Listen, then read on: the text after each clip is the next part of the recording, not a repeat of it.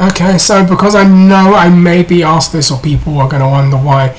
Yes, I did watch the McGregor-Mayweather fight. As you can tell just by my face, I have watched this. I watched it just down the road. I did get enough rest and sleep, which was great. I timed it perfectly so that I could be there for that part of the fight, so I got enough sleep. And yeah, I think the delay benefited me the most because I got a little few extra minutes just to kind of rest and then go and see it. So I have seen it. I did watch it. Obviously, I hadn't really had the time to talk about it because I didn't really feel like there's much I could add. But yes, just to answer the question, yes, I did watch the fight, and my thoughts are, and I'll make it short, sweet, and to the point. It was pretty much what everyone expected, really, except for the fact that now, come to think of it, Conor fared far better than I think most people had earlier predicted. And I think a lot of people thought Conor wasn't going to land one thing.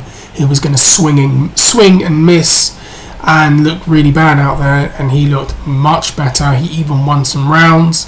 He had some good moments earlier on in the fight, but I wonder how much of that was strategy from Floyd, just to kind of get him to tire out, kind of figure out his movements, his style, how he likes to land punches, how he, things like that.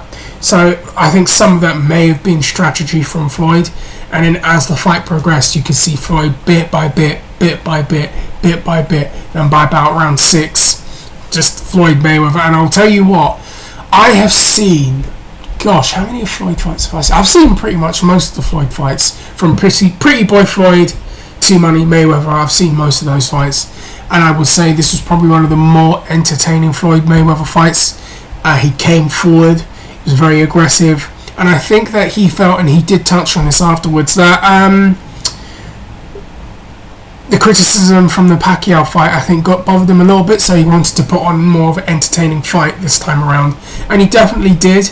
And there's something there. You got two of the most engaging personalities in combat sports, two of the best interviews in combat sports, and you combine those ingredients together, and you have an event that everybody was talking about. People from my place of work who aren't necessarily followers of this kind of thing were going to watch this. People that neighbours down my road, some of them are just coming back. Just waving at one of them now. Watch this. So it was a pretty big event, and there's definitely something to be learned there for up and coming aspiring fighters, pro wrestlers, MMA fighters.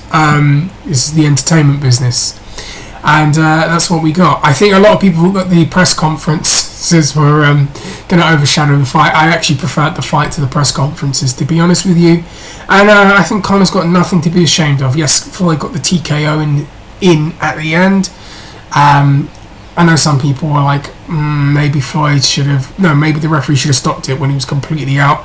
I know that was what Conor was saying, but for me personally, I don't want to see fighters take too much damage, because we have seen the ramifications of fighters taking too much damage, especially against an expert like Floyd Mayweather with 8-ounce gloves.